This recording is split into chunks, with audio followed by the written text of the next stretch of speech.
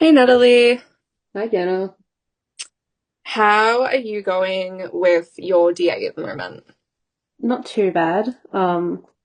Started to finalize some of like the recording stuff for mine. How are you going with yours? I'm going pretty good. I've been getting together a couple of physical materials because it fits in with the whole non-digital, like analog framework that I'm working with this part Hmm. of the assignment. I was going to say this semester, not this semester, this second assignment, luckily. Hmm. Um, So how obviously we've been tracking each other's DAs, but how do you feel you have progressed since your last one? As I know that we're both sort of carrying over from our last assessment, we're just using a new framework and sort of evolving our previous DAs into something new. Hmm. How are you going with that? Um, Look, like I think the main part of like what's changed from my first, I guess, part of my DA, I'm seeing it more as like parts of a DA rather than like one like entirely separate one, is Mm-hmm. like mainly like how I'm going about it. Because like my first one, it was all about conceptualizing and trying to like see what I can do with this like one little niche interest of mine.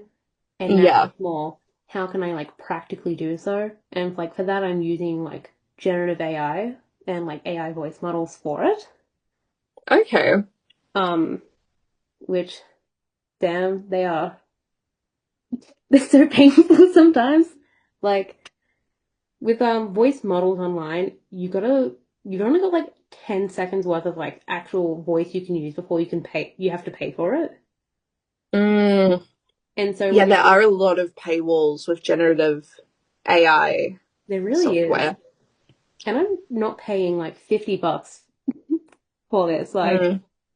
and so how you have to do it is that you have to do one sentence, end it, and then have to do it sentence by sentence, but it doesn't flow cohesively. It's Okay, so like, you've got to like mesh it together, yeah. essentially. And so like the video editing process for this DA is a struggle. And because it's so hard to find like free video editing softwares, I'm doing it all in Canva. Okay, And I don't know if you've ever had to use Canva for video editing specifically. it's not easy. It really isn't. It's Canva is definitely it's widely used amongst university students, especially at UOW in regards to DAs. I feel like Canva is sort of the Hmm. default for BCM subjects in general because Yeah. of how creative everyone's DAs do get. And I think I definitely think that it's heavily, heavily in favor of static yeah. works over movement and animation. It can be done, but not as seamlessly as some other software, which is unfortunate. Yeah. And even for like other assessments, like where I have had to make posts and stuff, my go-to is Canva because it's free and relatively easy for posters. Yeah. And I think going forward with like my next part of it, I will probably try find an alternative like CapCut or something, purely because Mm. I've heard it's easier to use. It's just simply I'm not quite sure like if I have to pay for it or not. CapCut is a I've used it for my other DA, which I'll it's from a separate class. We'll talk Mm. about that. It is paid past a certain point. Mm. If you're using it for like individual videos, I think it's pretty okay. I have definitely struggled a bit with it though because of the amount of paywalls on certain features, Mm. but it is pretty worth it. I I'd say it is if it means I can do it more effectively than on Canva, because wow, so It's painful. it's brutal out here. Like I'm too broke for this. Oh, aren't we all? This day and age, it's wild. Mm. But what I briefly mentioned before about the other DA that I'm doing in a different class, I'm doing it in BCM215 at the moment. I was having a look at the frameworks that we have for this class, and I feel like it can fall very, very easily actually under the local media frameworks. Mm. It's effectively a contextual report and digital artifact going into a game franchise's mechanics, dynamics, and aesthetics, along with a psychoanalysis of what I'm covering. So the game franchise that I am covering are a series of retro horror games that use liminal space and suspense as like the main focus.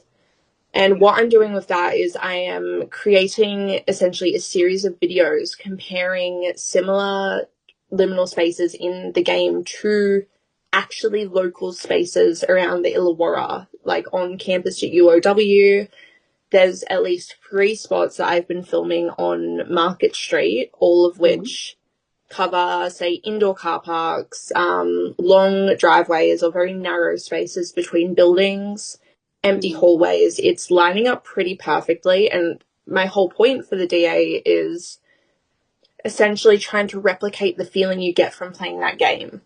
Because we feel fear. It's a horror game franchise. So I'm trying to evoke that emotion through my videos of actual spaces locally. Especially, it's a DA that I feel like is very much local. It's only going to fully bother people, I feel like, that live here, especially because it is such a light-hearted franchise in the first place. Yeah. So it's like that local media in the more literal sense of being local.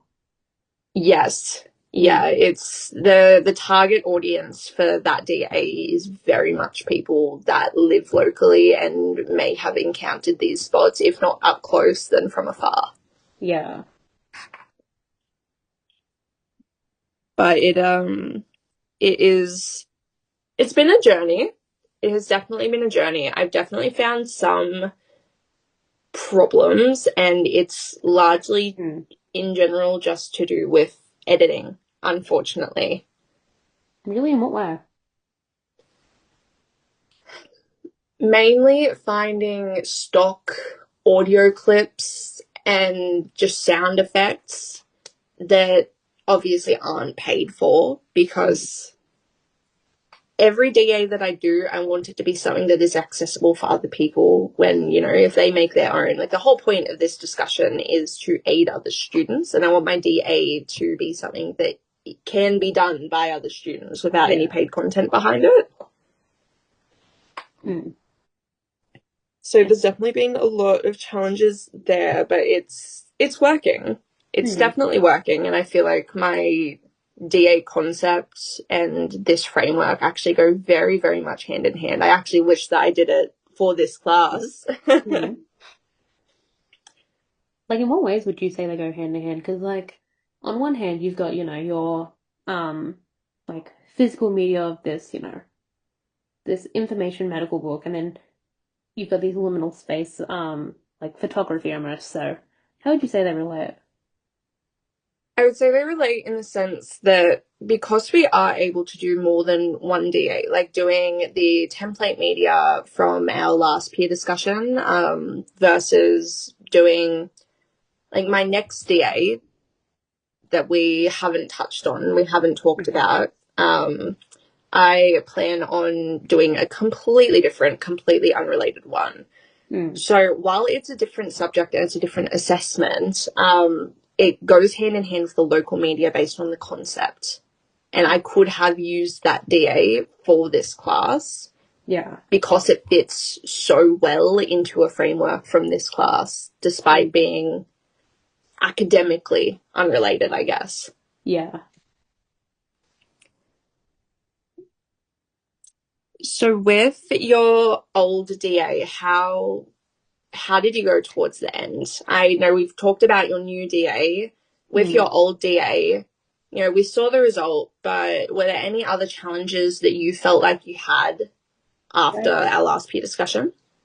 Like, after our last peer discussion, I think a lot of my challenges well, like much like your DA for your other class, it's just photo editing. Like Yeah. editing in general is just like the biggest hater of my DA apparently. Like it is so hard to find free software to use that are actually like usable, if that makes sense. Hmm. And so I guess post our discussion it was yeah, battling it out on Canva.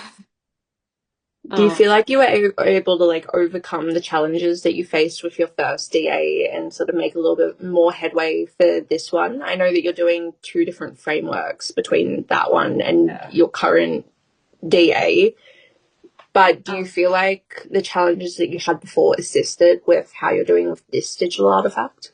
yeah, I think with my last like as part of my DA, I guess what I mainly just had to overcome challenge wise is just learning, I guess, more specific tech skills, and not even with just specifically editing, but what's it learning how to use like generative AI in a more effective way to try and get the scripts that I want for my videos. Um, Mm-hmm. trying to get like specific prompts out of uh the specific answers out of the engine has been like another big thing for my DA because Yeah. the information's not entirely accurate, and so a big portion of what I'm doing now with my DA is just editing all those like incorrect portions.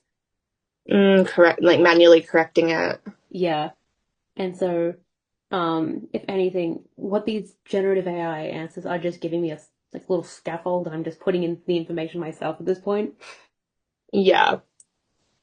Which, I feel like generative AI or just AI in general can mm, be both a blessing and a curse dependent on what you're doing, like what you're just saying about there's a certain degree of misinformation even if you're working on something that is effectively your own, like your own concept, your own mm, process. When you're doing that and facts do come into play, it gets quite dicey. yeah. And so, like, I think a big portion of my thing is just fixing the mistakes of the AI Mm-hmm. and like triple checking like everything to make sure it actually like is correct.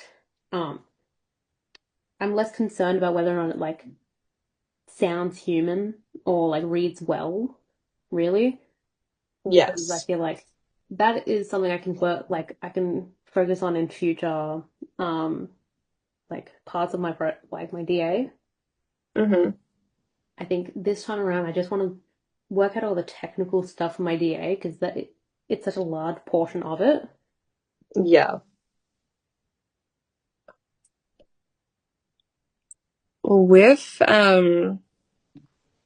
With my current DA, as you Mm, know, I'm following on from our last assessment, which I use template media for that. And I'm mm, taking the same concept and trying to evolve it just as you are, but mm, using the non digital artifact yeah. framework, Mm, making it analog rather than, a series of digital templates. mm. And I how felt like different it would was you the say the next process step. is? Pardon? How different would you say the process is going from like a digital artifact to a non-digital artifact? Considering you can leave no trace besides your contextual report, I am finding it somewhat difficult just because, you know, arts and crafts, but it's definitely a bit of a challenge because to do what I'm trying to do, you've seen a couple of the sketches already, but I'm trying Mm, to bring that same concept to life as a whole piece rather than a series of, completely changeable templates. How do I decide what templates that I created actually go into this? What materials do I use for it? Do I just work on an analog design or do I fully follow through with doing a complete, I guess, physical prototype? Has mm, been very challenging. mm, Um, I guess it really just comes down to strengths and what are your strong points. And mine, unfortunately, does tend to be more digital. But considering, the final version of what I wanted my last assessment, the template media version of my emergency book, what I wanted that to then become, this is the next step for it. Mm. And what would you say has been like, I guess, your biggest challenge, like, with that? Seeing how you're having to play into strengths here, like, what are your biggest weaknesses going forward? I think at the moment, definitely finding time to actually get it done. Don't get me wrong, I am working very diligently on it, but the amount of time that goes into actually making a physical prototype, especially by hand, it's not like I'm 3D printing or screen printing something. I am making the roughest version using craft material Mm. to try and bring this idea to life and show people that it has a more meaningful purpose than just being a template on a screen that you can download, because I feel like digital media, more often than not, it is sort of looked at in two ways. There are aspects of it that can be very, very deep, but then you look at, downloading a calendar template from Etsy, for example. You download it, you use it, there's not much thought that goes into it. Like, why is this? Yeah. Why do I want this one? Why? Oh, it looks good. Is there anything else besides that, as we're drawn to things visually, which is something that I actually need people to consider when looking at this current DA, is I want people's eyes to be drawn to it. I want it to be clear. Yeah. But making it to be that way, Mm. it sounds easy, but it's surprisingly difficult. I think to have to balance, I guess, the aesthetics, the practicality of it, and the actual like skill required to make it is quite difficult. Yes. Like even just standard arts and crafts, like separate to your DA, is hard enough to actually get it to make it look good. But to do it with such a, I guess, specific um idea in mind makes it so much harder. It definitely challenges a lot of what I've come to get used to, amongst making, as I've done. I think this is my third or fourth DA since I begun communications and media, and it's challenged every DA I have done previously, even though my last DA, not the one I'm currently working on for another class, but my last DA is the same DA, just in a completely different framework. You'd think that it would actually help. I feel like it's making it harder. And what would you say is making it harder? You come up with one idea Hmm. and you run with it. And then when that all of a sudden pivots, sometimes things can get a little bit lost. Hmm. Like, obviously, I know how to make it digitally, but then when you decide to make something physically, there is so much more that goes into it. Like, even sourcing material that will work and will again show that sort of meaningfulness that I'm looking for from this digital artifact. Hmm. It's very hard to have someone look at that DA and go, that's an arts and craft project, versus, oh wow, that's something for functional purpose, Yeah. Have you had any other just challenges that you think you could quickly mention? Just short ones that don't have much detail, but just little annoyances. Like, I think not really. It's just like the really tedious process of having to like individually record like small snippets of these videos, having to edit them all together. It's just like the general editing process and all of its little bits is just so tedious, and that's my biggest challenge, is pushing through that little sludge fest of editing. Yeah. I would say that mine is probably the same, at the moment, but rather than editing, actually trying to source the correct materials. Yeah. But no, thank you so much for our discussion today. It's been absolutely amazing. And as always, it's been so informative. And I'm really, really excited to see how the rest of your DA comes together. Yeah, I'm really excited to see the end product for your one. So, yeah. Thank you. Well, we Okay, we're done.